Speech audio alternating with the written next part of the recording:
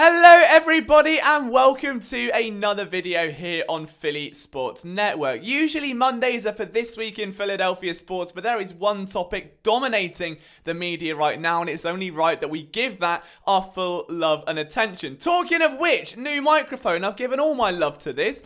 Basically, I broke my old one. I snapped the cable in upside down, broke the prong, and I had to buy a new microphone. But it looks good, and it sounds better. Okay, so now you have like ASMR level content, which is great. So I know a lot of you guys have complained about the audio in the past, and it wasn't an ideal setup in my office because it is very echoey. So hopefully this goes some way in improving it. But what I want to do today more than anything is just look at some potential suitors for Carson Wentz and examine where is the best landing spot. Now, NJ.com's Mike K put an article out today saying that there are 3 teams interested in Carson Wentz. We know 2 of them. The third is a little bit of a mystery. We're not quite sure what's going on yet. But how many of those suitors are really suitors for Carson Wentz? How aggressive should these teams be? Does it even make sense?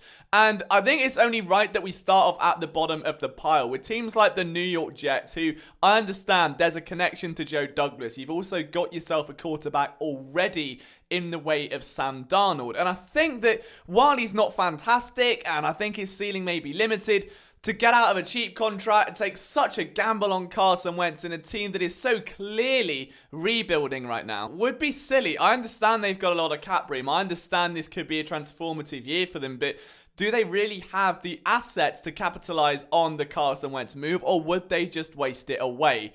My bet currently might be on the latter.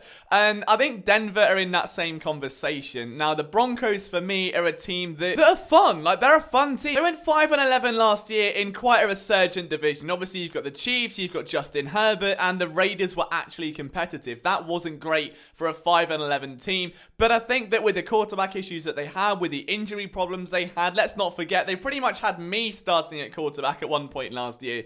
I understand there would be a push for Carson Wentz, but this is no longer John Elway. This isn't a team so desperate to find the next Peyton Manning where they're going to go through Paxton Lynch. They're going to go through every single quarterback they can until one is marginally successful and find a way to mess it up. I don't think that's Denver. I don't think Carson Wentz would be a fit there, although the team is in much better shape both on offense and defense than a team like the New York Jets. The Carolina Panthers are another team. I think it would be very fun to see Carson Wentz out there with Joe Brady, see what that relationship would look like, what offense they can build. I would love to see him with those receiving weapons.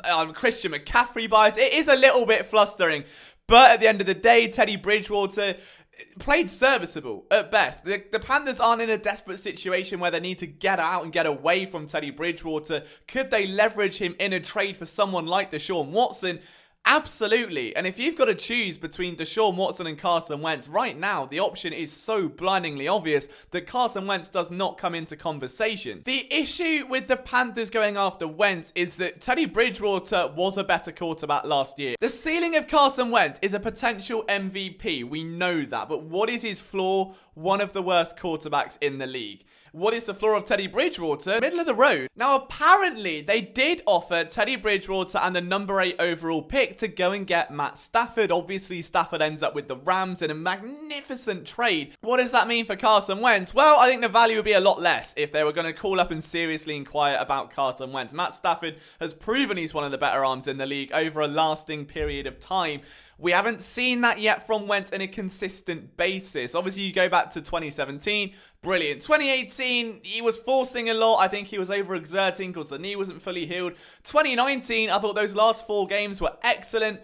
They were against limited competition, let's be honest, and then you have whatever happened in 2020. I don't think there's that same level of conviction to give up your quarterback and a first-round pick, a top 10 pick, to go and get a QB with a contract like that. And that leaves us with 3 teams. It leaves us with Washington. It leaves us, of course, with the Bears and the Indianapolis Colts. Now, Washington are interesting. The Eagles have obviously dealt a quarterback to the football team before. It still feels weird saying that. To the football team before. Donovan McNabb, at the end of his career, at the end of a very bumpy era, was sent to regress and curl up and just whatever else happened in Washington. This isn't that move. This is a quarterback who should be in his prime with a very hefty contract coming with a ton of, let's be honest, baggage at this point. There's a lot of character concern. There's a lot of attitude concern. There's a lot of off the field, on the field stuff, mechanical, mental, no matter what you look at it, no matter what you make of it, it's there. It is this ominous cloud around the head of Carson Wentz.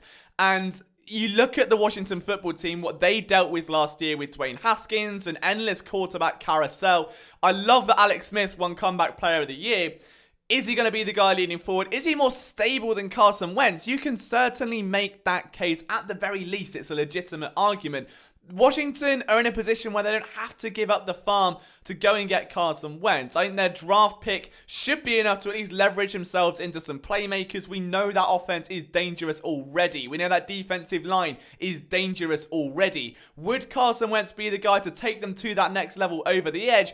Could they keep Alex Smith? Rivera on board, this is a very different Washington football team. I can't see them, in many circumstances, really wanting to give up that much for Carson Wentz, and as a result, I think they'll be out of the running pretty quickly. Chicago Bears are interesting because the initial deal, and look, I'm not going to discuss the credibility of a source, that's not my place to do, and I know when I put reports out and someone does it to me, it's gut-wrenching and I hate it. So I'm not going to discuss anyone's credibility because I don't know, I can't speak on it.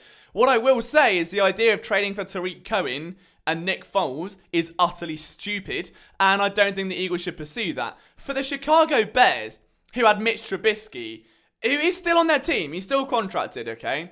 To lose that and then turn to Carson Wentz, who was worse, I don't know. And to do that and give the Eagles Tariq Cohen, who emulates exactly what Boston Scott does, but with a much more expensive contract, I don't get it. Like, that deal doesn't make sense to me. Now, the problem is the Bears are at pick 20. They can't really leverage that pick and a few others unless they're going to be future firsts, and it gets a bit complicated. I think the Eagles would be smart to go out, and I said this in an article today, and then the idea blew up. I think someone had it on social media. Danny Trevathan, I think, would be a perfect player here. He's 30 years old. He's coming off of a solid season. He's been around the league a while. There is around a 7.5 million cap hit here, but this is a very young Eagles linebacking group and one that doesn't have a Mike linebacker to lean on. We saw Alex Singleton thrive as a weak side linebacker last year. I do not want to discuss the idea of Nate Gary on tight ends. That scares me. So let's do away with that. Let's get ourselves upgrades with the Mike and with the Sam position. And I think that you bring in someone who would essentially be a Nigel Bradham guy, right? A veteran that has been around the league, that has been highly productive, that is highly regarded and can mentor these younger players. Singleton, Edwards, you look at Duke Riley, Nate Gary, they're all like late, if not undrafted guys. Davion Taylor, 3rd round pick, barely saw a snap last year. Sean Bradley. The Eagles have to make the most of this. If they're going to rebuild that linebacker position, we know the Colts, for instance, Jonathan Gannon last year, I know he was a DB coach. Who is the star of that defense? You're looking at Darius Leonard. It would behoove the Eagles to go and get themselves a linebacker. Maybe not to the level of Leonard, but someone that can pave the way while they bring in a developmental talent. Would there be a deal worked out for Roquan Smith? My heart would get a little bit flustered. I would love it. I think with 2 years left on his deal, would Chicago want to pay him? That's the debate right now. We know he's one of the better linebackers in the league. Would the Eagles want to pay him long term? We know their salary cap picture doesn't exactly improve in the short term future. I think realistically, if you're looking at players, Montgomery is absolutely a candidate here. The running back, absolutely loved him out of college. I thought he was a perfect fit for what this Eagles team wanted. Then the Eagles go and trade for Jordan Howard, and the Bears go, well, we'll just get baby Jordan Howard and pay him nothing. And that's what they've done. You're now at the end of that contract. You don't have much leverage left on it. The Bears might well flip him to the Eagles again. Miles Sanders has a dominant north-south runner as a backup who ranked 5th in the league last year in rushing yards. I'd be all for that, or Trevathan, or potentially the idea of Roquan Smith if that could be worked. If not, do I like the idea of bringing Nick Foles back? No, if I'm honest. I think culturally it doesn't make sense. It's one to appease the fans. It's one he's a great leader. He's a great veteran. He's a city guy. He knows the system. I get it. I do.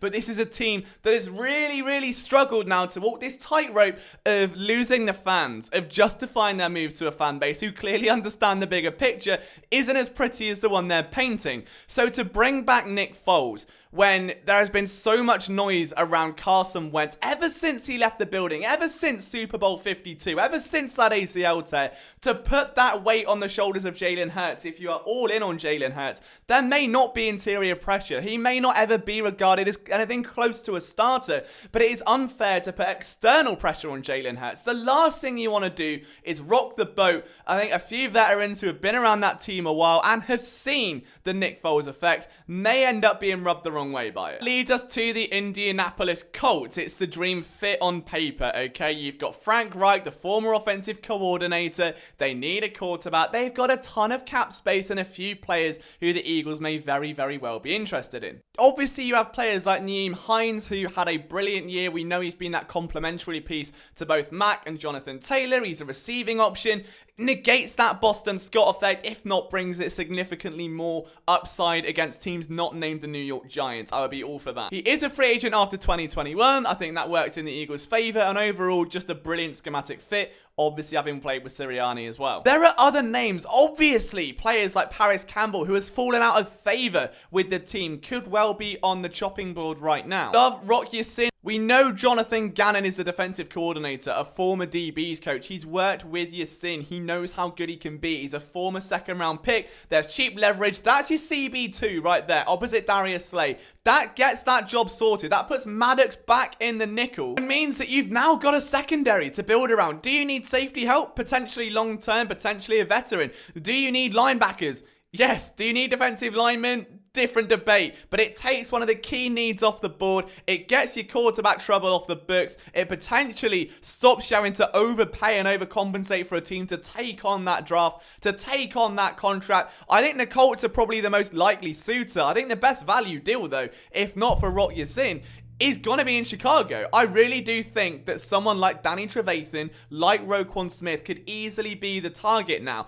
Again, it's up in the air. I don't know. But I disagree with the notion that Tariq Cohen is the guy. I think if you're going after a running back, it's Montgomery for me.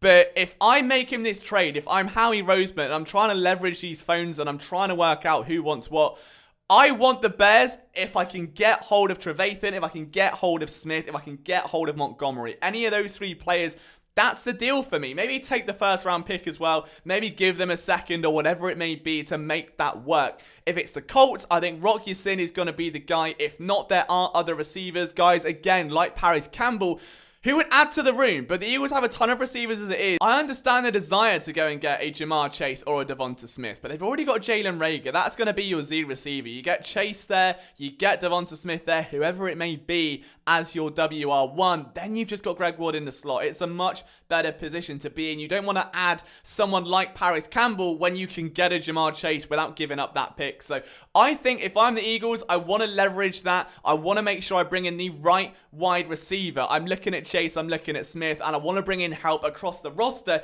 to help build it out. That includes linebackers, that includes running back, that includes cornerbacks. That's where I'm at with it, guys. But what do you think? Who do you think the Eagles should trade Carson Wentz to? Let me know down in the comments. Hopefully the audio is a little bit better now. I know this type of video, a little bit different. It's just me talking in a very podcasty sense. Maybe I'll make a new podcast. Let me know what you think, guys, about it all. From myself, Liam Jenkins. I'll see you soon.